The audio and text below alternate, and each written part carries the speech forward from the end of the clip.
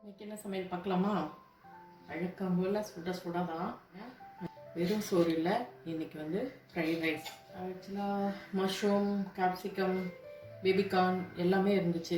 சரி, அதனால் இன்றைக்கி வந்து குழம்பு பொரியல் வைக்கிற மூடும் இல்லைன்னு வச்சுக்கோங்களேன். அதனால் கொஞ்சமாக ஃப்ரைட் ரைஸ் பண்ணிவிட்டு அதுக்கு வந்து கொஞ்சம் மஷ்ரூம் போட்டு கேப்சிகம், பன்னீர், ஒரு கிரேவி, அவ்வளோதான்.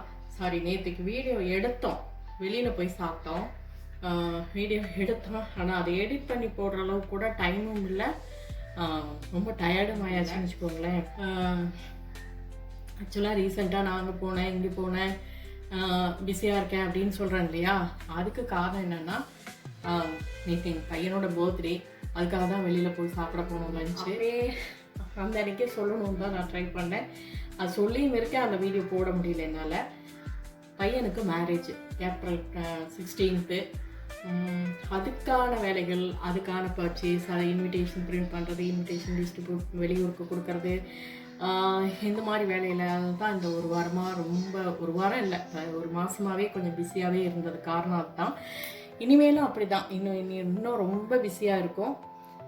இன்னும் ஒரு 10 நாள் பரவாயில்ல, அதுக்கப்புறம் பொண்ணுங்கள்லாம் வர ஆரம்பிச்சிட்டாங்கன்னு வச்சுக்கோங்களேன். அதுக்கப்புறம் இன்னுமே ரொம்ப டைட்டாக ஆகிடும். எனிவே எல்லாமே வந்து உங்களுக்கு நான் வந்து முடிஞ்ச வரைக்கும் நான் அப்டேட் பண்ணுறேன். நான் என்னோடய சாரீ எல்லாம் உங்களுக்கு காட்டுறேன். இந்த வீடியோ பிடிச்சிருந்துச்சுன்னா லைக் பண்ணுங்கள், ஷேர் பண்ணுங்கள், கமெண்ட் பண்ணுங்கள். புதுசாக பார்க்குறீங்கன்னா சப்ஸ்கிரைப் பண்ணிக்கோங்க. தேங்க்ஸ் ஃபார் வாட்சிங். பாய்.